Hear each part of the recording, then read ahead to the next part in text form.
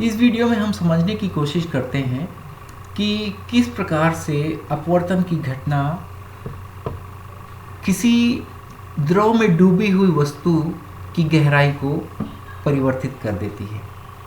यहाँ पर एक उदाहरण के लिए आपके सामने है, एक पानी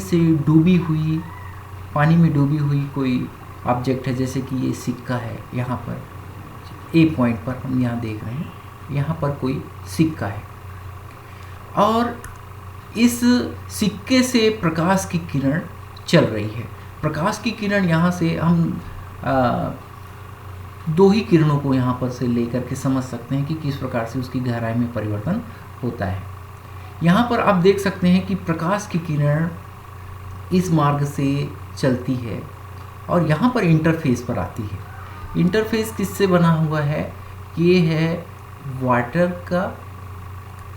वाटर का मीडियम है और यहाँ पर एयर का मीडियम है।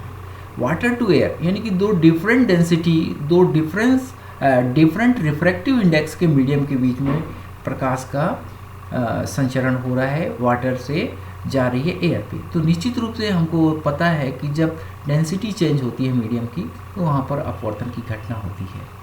तो यहाँ पर प्रकाश की किरण अपवर्तित होगी और अपवर्तन के पश्चात प्रकाश की किरण का मुड़ना किस डायरेक्शन में वह जाएगी, वह तय होता है कि प्रकाश की किरण का अपवर्तन किस माध्यम से किस माध्यम की ओर हो रहा है।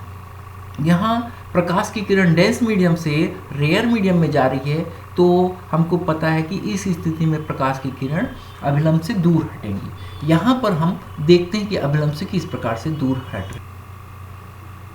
यहाँ पर आप देखिए कि प्रकाश की किरण किस प्रकार से, ये हमने एक अभिलंब खींच दिया और अभिलंब खींचने के बाद हम देख सकते हैं कि प्रकाश की किरण अभिलंब से दूर हट रही है। यहाँ पर ये देखिए प्रकाश की किरण इस प्रकार से आई, इस प्रकार से ये यहाँ से यहाँ तक आई, ये इसका ब्लू कलर से इसका पाथ दिखाया गया है और यहाँ से वह अगर ये रेड लाल रंग की जो लाइन है इसको अभिलंब हम मान लें तो यहाँ से आप साफ तौर पे देख सकते हैं कि वो अभिलंब से दूर हट रही है।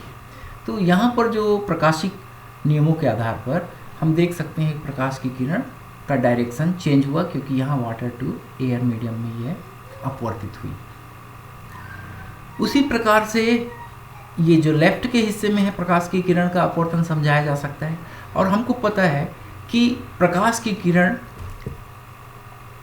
इस प्रकार से जब अपवर्तित होती है तो उसके मार्ग को हम पीछे की ओर बढ़ाते हैं।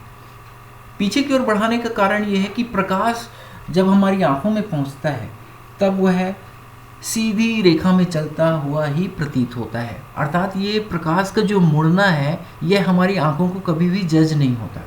तो हम कभी भी यह नहीं समझ सकते कि प्रकाश की किरण इस प्रकार से घूम करके पहुंची है और हमारी आंखों को लगेगा कि प्रकाश की किरण का मार्ग जो है उसको पीछे की ओर बढ़ा करके इस बिंदु तक हम जो पहुंच रहे हैं। तो वास्तव में प्रकाश की किरण चली है यहाँ से इस बिंदु से, लेकिन हमको आती हुई प्रतीत होगी इस बिंदु से। तो इस प्रकार से पीछे की ओर बढ़ाने पर प्रकाश की किरण इस बिंदु से आती हुई प्रतीत होगी और जबकि प्रकाश वास्तव में इस बिंदु से चली थी। तो इस प्रकार से हम देख सकते हैं कि सिक्के की जो पोजीशन है वो परिवर्तित हो गई। सिक्का जो है बिंदु, अगर हम उसको कहें कॉइन यहाँ पर है तो वह हमको प्रतीत हो रहा है यहाँ पर, ये सीडेस पोजीशन पर।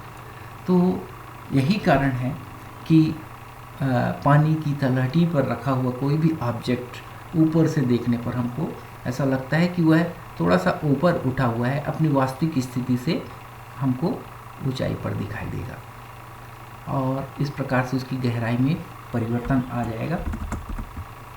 ये इसकी गहराई में जो आने वाला परिवर्तन है वो इतना है। तिरछे आपतन पर भी हम देख सकते हैं कि ये पानी में रखा हुआ कोई सिक्का है और यहाँ से प्रकाश की किरण चल रही है और यहाँ पर से उसका अपवर्तन की घटना हो रही है।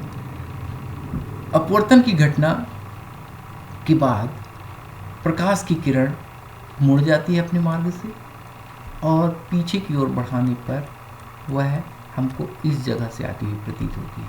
तो यहाँ पर भी आप देख सकते हैं कि जो है सिक्का अपनी वास्तविक गहराई से कुछ ऊपर उठा हुआ प्रतीत होता है। तो ये था कारण कि पानी में डूबी हुई चीज़ें अपने वास्तविक स्थिति पर नहीं दिखाई देती, बल्कि उससे कुछ ऊपर उठी हुई दिखाई देती हैं। इस प्रकाशिक घटना और प्रकाशिक घटना से तात्पर्य है कि अपनी तलहटी से अपने वास्तविक पोजीशन से ऊपर उठा हुआ दिखाई देना।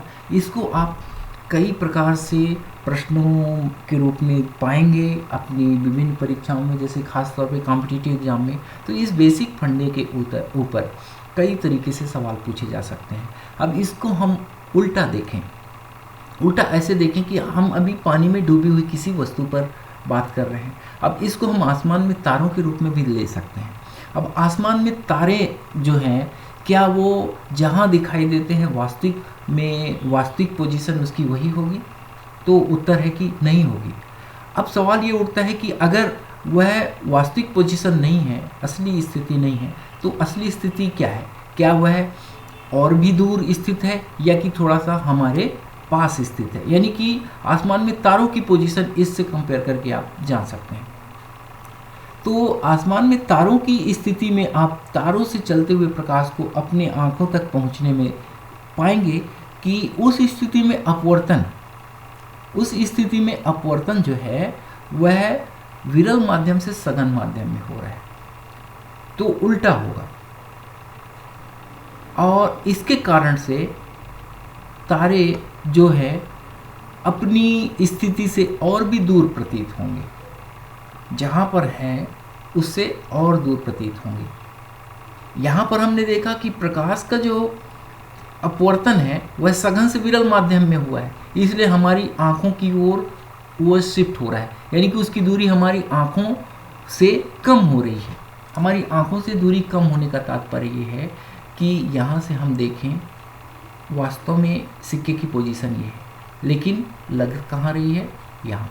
यानी कि उसकी जो डिस्टेंस है हमारी आंखों से कम हो गई। कितना कम हो गई?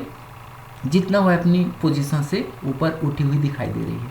तो तारों के लिए यही चीज़ हमसे दूर जाने का होगा। क्यों? क्योंकि तारों के मामले में अपवर्तन विरल से सघन हो रहा है। जैसे जैसे हम वायुमंडल में ऊंचाई पर जाते हैं तो हवा का घनत्व कम होते जाता है। धरती के आसपास की जो हवा है वह ज़्यादा घनी है, ज़्यादा डेंस मीडियम है, तो उसका अपवर्तनांक ज़्यादा है। जैसे जैसे ऊंचाई पर जाते हैं तो हवा विरल होती जाती है और अपवर्तनांक कम होते जाता है। तो यहाँ पर गहराई के मामले में जो अपवर्तन की घटना ने जो प्रभाव क्रिएट किया वह तारों के मामलों में उल्टा प्रभाव क्रिएट करेगा। तो आप सीधे सीधे इस एनालिसिस के आधार पर बता सकते हैं कि तारे अपने वास्तविक ऊंचाई से और भी ऊंचे प्रतीत होते हैं। तो अब इस प्रश्न को किसी भी संदर्भ में पूछा जाए, आप अपनी बुद्धि का प्रयोग करके एनालिसिस करके हर स्थिति में उस चीज़ को इम्प्लीमेंट कर सकते हैं और ये कभी न्यूमेरिकल क्वेश्चन के रूप में, कभी कॉन्सेप्चुअल क्वेश्चन के रूप में आपके पास उपस्थित होता रहेगा।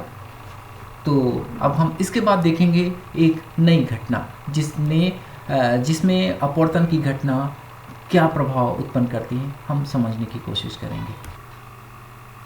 आप दूसरे प्रकार के उदाहरण को यहाँ पर समझिए कि जब हम किसी पेंसिल को या कि कोई भी स्टिक को पानी पे डुबोते हैं तो जहाँ पर इंटरफेस होता है, कहने का मतलब ये कि जहाँ दो अलग अलग माध्यम एक दूसरे से मिलते हैं।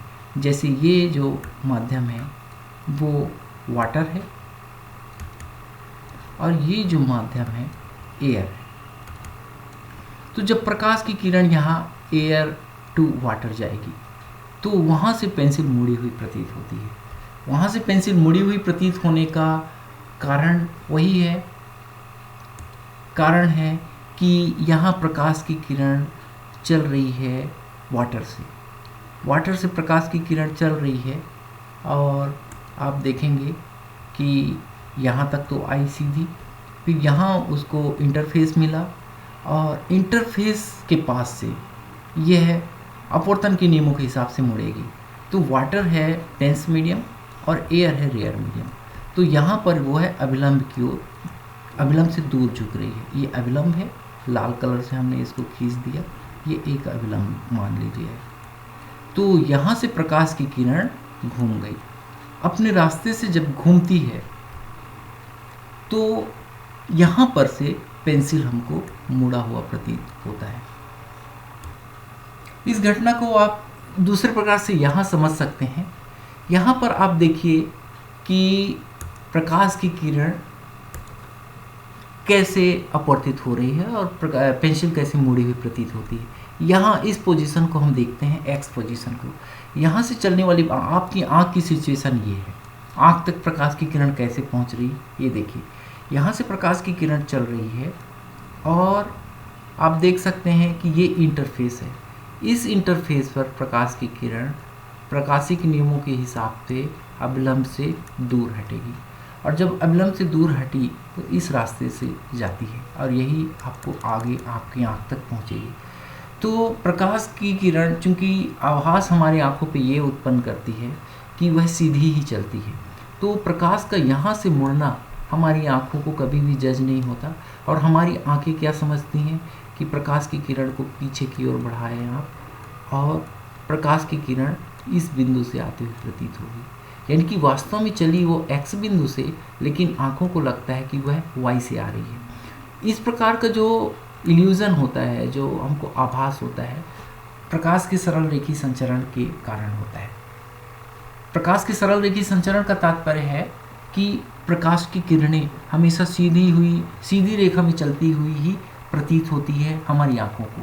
प्रकाश का मुड़ना हमारी आँखें कभी भी समझ नहीं पाती, लेकिन उसके कारण जो प्रभाव उत्पन्न होता है वह सीधे ही हमारी आँखों को दिखाई देता है। तो इसके कारण से क्या हुआ कि पेंसिल जो ये पोजीशन है उसकी, वो इस पोजीशन पर दिखाई देने लगती है। तो इस प्रकार से यह घटना पेंसिल की हर एक बिंदुओं पर होती है। हर एक बिंदुओं से चलने वाले प्रकाश की किरण इसी प्रकार मुड़ती हुई चलती है, और पेंसिल का ये पूरा का पूरा हिस्सा जो कि पानी के भीतर है वह प्रोजेक्ट होता है इस जगह पर, ये इस जगह पर। तो आप देख सकते हैं कि ये जो सीधी पेंसिल है वो सीधी तो है, पानी के अंदर अलग सीधी है और पानी के बाहर अलग सीधी है, और दोनों ही एक रेखा पे नहीं है। तो पेंसिल यहाँ से मुड़ी हुई प्रतीत होने लगती है। तो आप अपवर्तन के कारण समझ सकते हैं कि किस प्रकार से पानी में डूबी हुई कोई छड़ उस बिंदु से मुड़ी हुई दिखाई देती है जो कि इंटरफेस है, जहाँ पर दो अलग अलग माध्यम एक दूसरे से मिलते हैं। यहाँ पर ये वाटर का माध्यम है और एयर का।